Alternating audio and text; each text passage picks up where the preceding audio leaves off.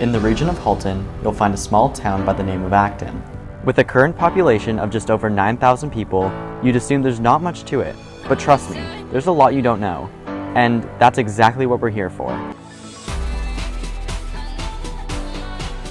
Hello, my name's Kieran. And I'm Devin, and we're the writers, Directors, videographers, actors, for the official Acton Documentary.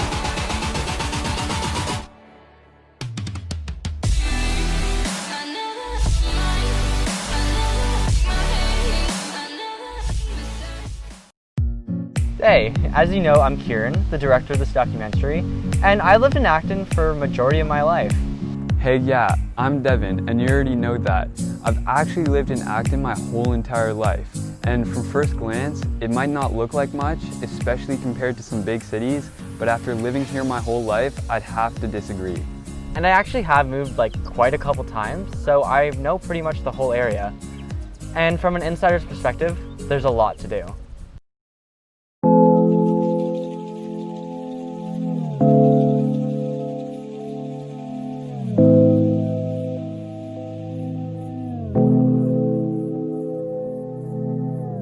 Just off downtown, you'll find the biggest park we have, Prospect.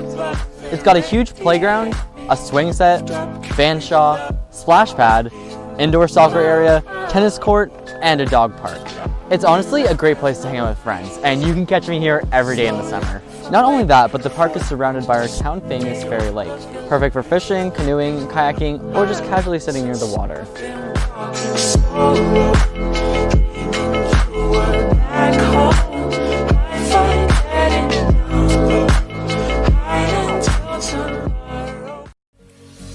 Currently, I'm in grade 12 and I attend Acton High School, the one and only high school in Acton. There's also 3 elementary schools as well.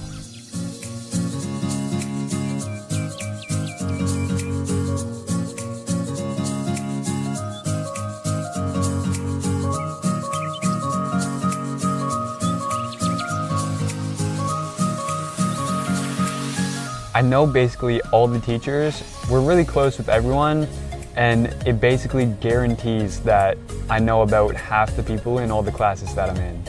Downtown Acton has a variety of shops that make coming here worth the drive. Shops are coming in and out all the time, so you'll never be bored. For instance, there's the Holland shop, which sells Dutch-themed products, including deli meats, or maybe even Vinylland, which has all the old records you've been looking for. And you can even purchase a new guitar. I do gotta say, my favorite part about Acton has to be the Three Musketeers skate park.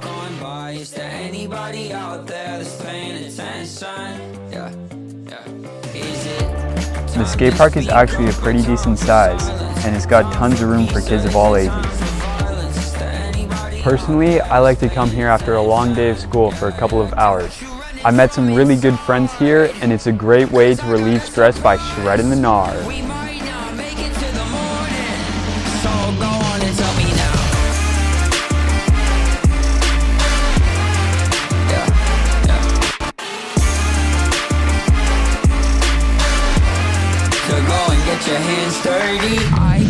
Alright, I think that's a great way to start off our documentary.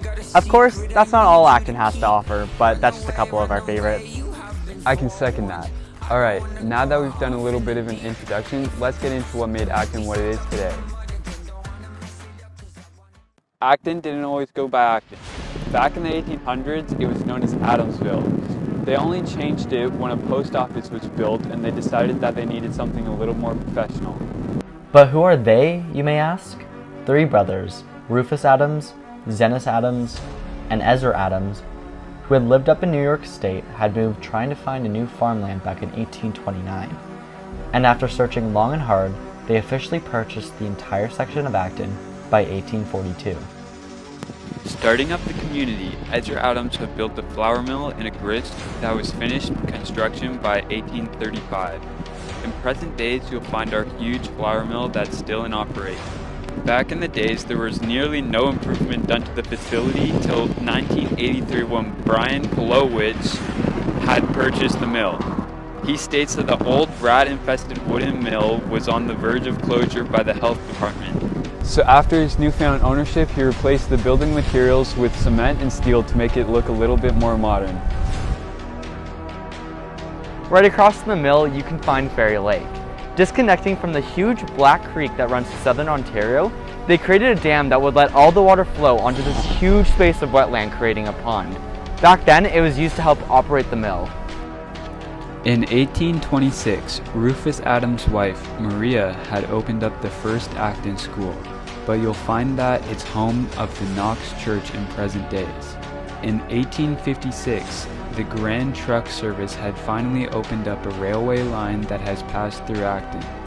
The photo shown was taken in 1908 when the train station was fully operational, and in 1868 the glove factory had first opened. That ended up inspiring our Superior Glove Factory you can find on Vimy Street when first driving into town. But what is Acton really known for? As you may know, the Old Hide House is Canada's largest leather store, a popular tourist attraction you can find down on Eastern Avenue, right next to the GO station. George L. Beardmore had purchased a small tannery that had been operating since 1844 when he arrived in 1856. With Beardmore in charge, the tannery had gone under construction, and in little time it had become the largest tanning operation in the British Empire by the 1900s. In 1988, Beardmore and Company built a warehouse right next to the main railway line called the Hide House, where they'd store the hide before being transported over to the tannery. But eventually, a spur line was connected to the railway line that would allow the raw hide to go straight to the tannery. Because of this, the warehouse was sold off in 1933. Until 1969, the warehouse had been used for multiple non-leather industries. Frank Heller and Company then purchased the warehouse to finally put it back into the leather business. By 1980, Fred Dawkins, Don Dawkins, and Ron Heller had fully transformed it into the Old Hide House, where they could showcase Acton's leather industry heritage. By the 2000s, the Old Hide House had become the largest and most popular leather store in Canada. So take me where you wanna go. It's just us against the world. When you grab my hand, I question why we ever lost control. Take us where you wanna go. Screaming, we ain't going. Hi, I'm Mayor Rick Bonnet, and I'm a lifelong person who's lived their whole life here in Acton, all but a year and a half. I went to Robert Little School, I went to Acton High School, later on I went to Humber College. I was the youngest person ever elected to council in 1982, and in 2003 I became mayor of the town of Halton Hills, and the first mayor ever to come from Acton, because every mayor since we amalgamated in 1974, every mayor was from Georgetown, so that's always good. So now I've been mayor for 17, going to go on my 18th year in another month. Wow, can you tell us a little bit about your career? Yeah, I've had a good career as far as being mayor, working with council. We've done a lot of initiatives in this town.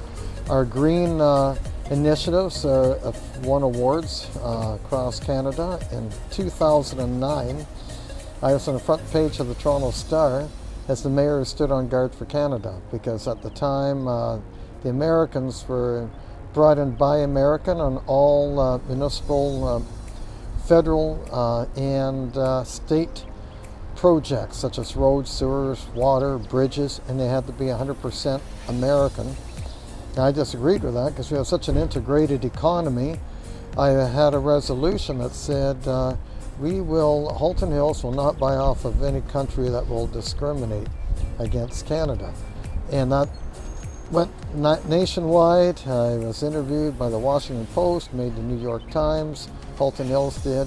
I was front page of the British Guardian, and even interviewed by a Japanese newspaper, and the reporters at the White House calling me. So it was a very hectic time. I did tons of interviews during that whole 6-week period.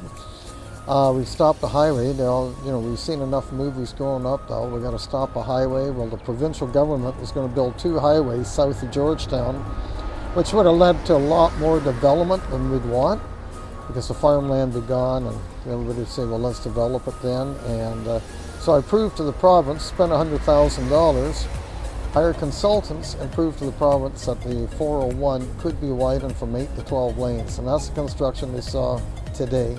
And the minister at the time of transportation, Bob Chiarelli, says, well, you proved us wrong, I'm canceling the highways. So that was a good news story. All right, thank you very much. And just one last question, what is your favorite part about Acton?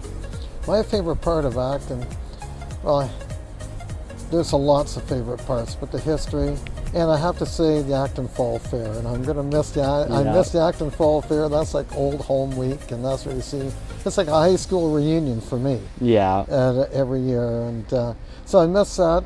I love the sense of community. Acton's a very generous community. You know, for fundraising, it's always one of the top, like per capita, and I think that speaks volumes to the generosity of the town. All right, thank you very much, Mr. Mayor.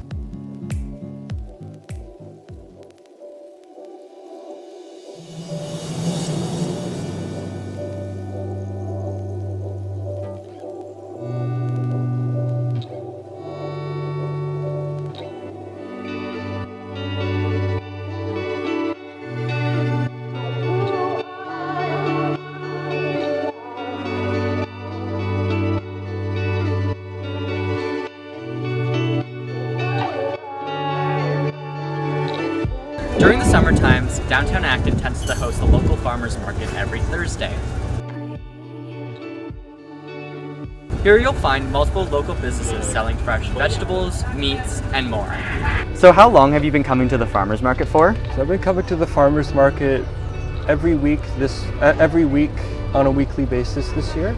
I'd also come last year at the end of August up through October, so that was pretty cool. How's business? Good. You know, it gets days where it's lots of people, sometimes it's slow, but I think people kind of come out of their shell with COVID and that. And it's been all right. It's better than I expected. All right, so what is your guys' business about? So we're here representing the Seven Somebodies, a local youth group. We volunteer on different projects throughout the year, and this is one of our fundraisers, Crafting for a Cause.